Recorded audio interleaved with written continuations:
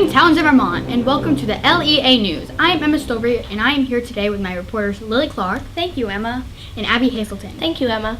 Today's top story is the school-to-prison pipeline. Today, the school-to-prison pipeline in the United States is a serious social justice issue, which pushes kids out of schools into prison. With nearly 71,000 kids in jail and over 500,000 kids being brought to jails in a given year, zero-tolerance policies and increased suspension rates make kids 3 times more likely to go to jail. This data does not account for all the kids tried as adults and being held in private prison systems.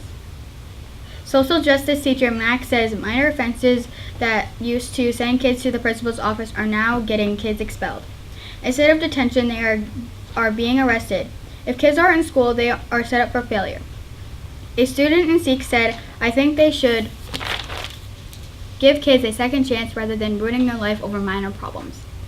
Speaking of prisons, El Chapo, the famous drug lord, escaped a maximum security prison on July 11, 2015. He escaped by a hidden tunnel under a shower that was made by his gang. He is now on the run and searchers are on the hunt for him. They are offering a $5 million reward. El Chapo most likely did not finish school or got suspended from school. Even though 4th of July has passed, Lily Clark brings us important messages about the environment. Thank you, Emma. Researchers from the National Oceanic and Atmospheric Administration found fireworks produce air pollutants.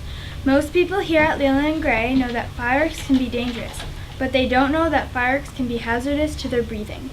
They may be fun to watch, but they are causing damage to our atmosphere, said Councillor Ashley. All across America, after the 4th of July, it was discovered that fireworks cause a sharp increase in air pollution. The NOAA found that microscopic pieces of dust, soot, smoke, and liquids can get into people's lungs and cause coughing, wheezing, shortness of breath, and long-term effects such as asthma, heart attack, and stroke. A spokesperson says, "We choose the holiday not to put a damper on celebrations of America's independence, but because it is the best way to do a nationwide study of the effects of fireworks on air quality." That was quoted by co-author Diane Seidel. It is recommended that people with any sensitivity towards fireworks should watch from a distance. Now for some local news on poverty. Thank you, Lily. 74,058 Vermonters are living below the poverty level as of 2013. People can't afford homes and basic needs to live. This lack of basic needs comes from the lack of money and jobs available. People are struggling. Demand for food and housing continue to go up. Kathy Metris, Deputy Director of Program Services for Northeast Kingdom Community Action, said, "It just seems to be getting worse and worse." A quote from a fellow Sikh camper, Lily, says, "It is very sad that people and kids suffer from no food, and we should all be thankful for our food."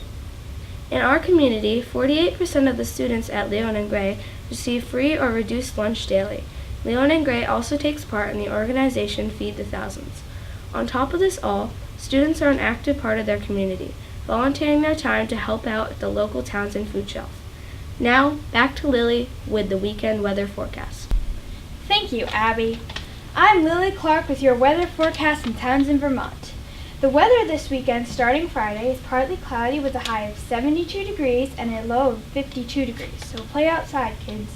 On Saturday, it's going to be partly cloudy as well with a high of 79 degrees and a low of 57 degrees. The conditions for Sunday will be scattered thunderstorms and in between 77 degrees and 60 degrees, so get your umbrella. All in all, this weekend will be pleasantly warm. Counselor Kenny says, "This weekend looks like it's going to be a good weekend for playing soccer." Fellow Sikh camper Emma Stover says, "It's way too hot. My face is burning. Have a great weekend." Back to Emma with our sports report. Looks like it'll be a wonderful weekend. Now for the sports report. On July 16, 2015, Team USA won the World Cup in Canada. Team USA achieved their goal of winning the World Cup by using teamwork and commitment. This team inspires many girls around the world. One of the quotes from the Team USA player is, "I worked my weaknesses and made them my strengths." This type of dedication inspires young girls across the country. Aspiring Leland and Gray girls soccer player Abby Hazelton says, "Soccer is one of my favorite sports, so every girl should learn how to play."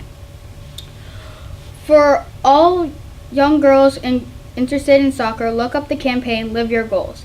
Live Your Goals aims to encourage more girls to play, participate, and stay involved in football. Join our campaign and help us try and grow the number of girls playing football. Find them at #LiveYourGoals. Our final story is a heartfelt issue in the Green Mountain State. For more, hear from Abby. Indeed, this is a touching issue, Emma. Stop animal abuse. This week, the Vermont Animal Cruelty Task Force, located in Jacksonville, announced its plans to coordinate an effort to prevent animal abuse. The Vermont ACTF is a statewide team of private and governmental agencies and associations that have joined to coordinate Vermont's efforts to prevent and respond to animal cruelty through communication, education, training, legislation, and enforcement. A spokesperson from the ACTF said, "The task force feels that only by working together can we effectively resolve animal cruelty complaints. The ACTF is dedicated to providing the resources and networking opportunities that the state laws enforcement, social service, veterinary, and animal welfare communities need to work together for the betterment of Vermont's animal and human populations alike. People shouldn't be mean to animals because they are friends and part of the human family," says a fellow animal lover, Lily. Animal cruelty is a range of behaviors harmful to animals, from neglect to killing. Most cruelty investigated by humane officers is unintentional neglect that can be resolved through education. We will wrap up this newscast with a moment of inspiration. And now for our inspirational quote of the day. Every day is a second chance, so make today count. That goes for all you rebels. And for all the viewers out there, today's a great day to be happy, so we hope you spend the day that way. Thank you for watching the LEA News. See you tomorrow!